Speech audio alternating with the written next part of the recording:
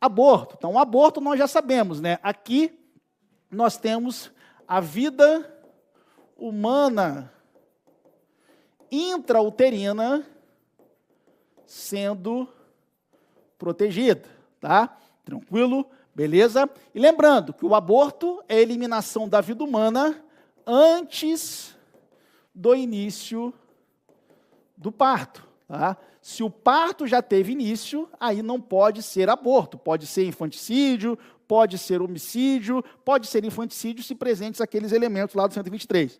E qual que é o cuidado aqui no crime de aborto, tá? Interessante aqui é que o legislador separa as condutas. Como assim? A gestante responde pelo 124, tá? Então, a gestante responde pelo 124. Como assim? Quando ela provoca aborto em si mesma. Então aqui eu tenho o autoaborto, é a gestante praticando a conduta que vai ensejar o aborto, certo? Ou a gestante consente que outrem lhe provoque, tá? Então aqui nós temos o aborto consentido, tá? Nesse caso do 124 aqui, parte final, do aborto consentido, aqui nós teremos o que a gente chama de exceção à teoria monista, tá? Teoria monista, vocês aprendem lá no concurso de pessoas, é aquela que diz que todos aqueles que concorrem para o crime vão responder pela mesma infração penal. E temos exceções, tá? Por quê? No caso aqui, a gestante que consentiu que um outro lhe provocasse o aborto, ela responde pelo 124. E o terceiro que provoca o aborto com o consentimento dessa gestante, ele vai responder pelo 126 do Código Penal, com uma pena um pouquinho maior, certo? Então, o terceiro, ele responde pelo 126. Então, aqui o legislador separa as condutas. A gestante responde pelo 124 e o terceiro, ou pelo 125, quando ele provoca o aborto sem o consentimento da gestante, aqui é a modalidade mais grave do aborto, com pena de reclusão de 3 a 10 anos, ou quando ele provoca o aborto com o consentimento dessa gestante. Aí, no caso, o terceiro, ele vai responder pelo 126 e a gestante pelo 124, certo? Só cuidado aqui com o parágrafo único do 126, porque esse consentimento tem que ser válido, tá? Se esse consentimento não é válido, porque se ele foi obtido mediante fraude, grave ameaça ou violência, ou se a vítima ela é menor de 14 anos, ou alienada, ou débil mental, nesse caso, nós usaremos a pena do artigo 125. É como se o consentimento dela não fosse válido para o direito penal. E o sujeito ele vai responder pela pena de reclusão de 3 a 10 anos. Certo? Tranquilo? Só cuidado aqui com o aborto, tá? Com o 128. Tá? O que é o 128? Vocês aprenderam com o Nidal? Quando a gente fala de excludentes de ilicitude, tá? Nós temos aquelas excludentes de ilicitude previstas na parte geral, lá nos artigos 23, 24 e 25. Né? Então, legítima defesa, estado de necessidade, exercício regular de um direito, estrito cumprimento do dever legal. Tá? Só que nós também temos excludentes de ilicitude na parte especial. E um bom exemplo de excludentes de ilicitude previstas na parte especial é o caso aqui do artigo 128. Tá? O que diz? Não se pune o aborto praticado por médico. Tá? Não se pune o aborto praticado por médico. Se não há outro meio de salvar a vida da gestante, então aqui nós temos o que a gente chama de aborto necessário, terapêutico ou profilático, certo? Aqui o médico ele praticamente age em estado de necessidade de terceiro, tá? Aqui ele tem que fazer uma escolha, ou ele salva o feto, ou ele salva a vida da gestante. E ele acaba salvando a vida da gestante e fazendo um aborto. Tá? Então, aqui nós temos um aborto necessário, terapêutico ou profilático. Qual que é o cuidado aqui? Vejam que o médico, tá? Ele não precisa de autorização da gestante ou do seu representante legal, tá? Por quê? Como assim? Digamos que a gestante chega lá, por exemplo, no hospital, e ela chega para o médico e fala: doutor, a prioridade é o meu bebê.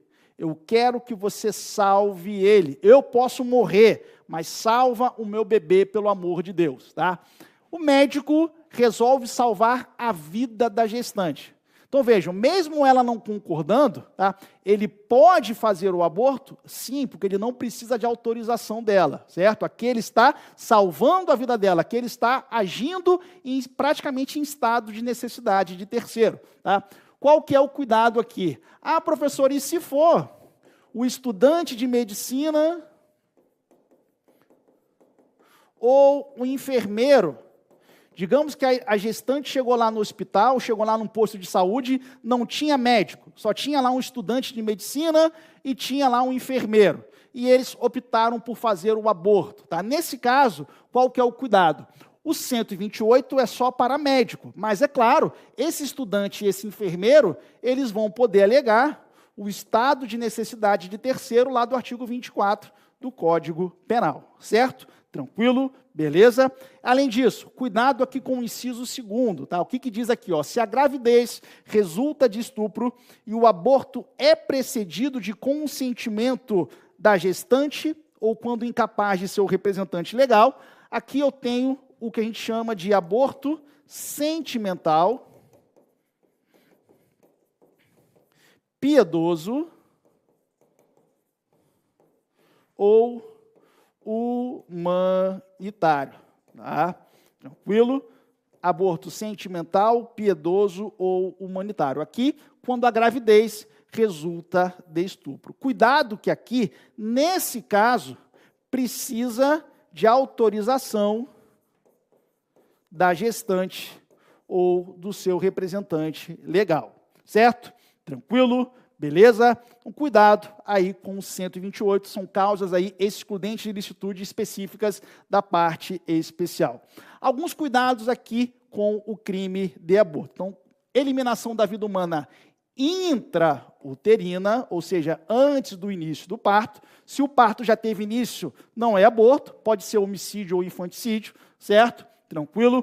Cuidado para o crime impossível, tá? Então, digamos lá, por exemplo, que a gestante ingere uma pílula sem eficácia nenhuma para provocar o aborto. Nós temos crime impossível pelo meio absolutamente ineficaz, tá?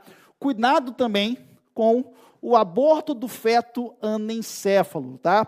Que foi discutido lá na DPF 54. Como assim? O feto anencéfalo é aquele que não tem viabilidade nenhuma de vida fora do útero. Ele vai nascer sem atividade cerebral, tá? Então, por questões ligadas à dignidade da pessoa humana, tá? Enfim, a questão até dos direitos da mulher, né? Obrigar essa mulher a levar uma gestação até o final por um filho que ela sabe que vai morrer, tá? Então, nesse caso, o Supremo Tribunal Federal permite o aborto, tá? Decidiu isso já tem um tempo na DPF 54. E cuidado o seguinte também, tá? Será que pílula do dia seguinte pode ensejar o crime de aborto? E aí? Tá? Digamos lá que o casal teve relação, tá? Sem camisinha, desprotegido, tá? Houve a fecundação e no dia seguinte ou 2 dias seguintes, o sujeito foi lá, né, a mulher foi lá e comprou a pílula do dia seguinte e eliminou qualquer possibilidade de gestação. Será que eu posso falar em aborto, em crime de aborto? Não, tá? Por quê?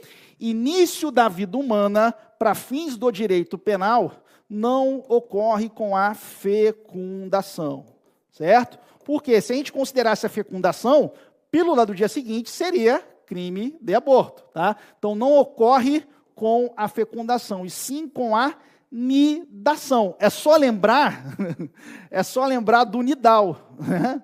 Só lembrar do nidal. Nidal, nidação. Normalmente umas 2 semanas depois, 2, 3 semanas depois, tá? Então cuidado com isso, certo? Tranquilo? Beleza? Encerramos os crimes contra a vida.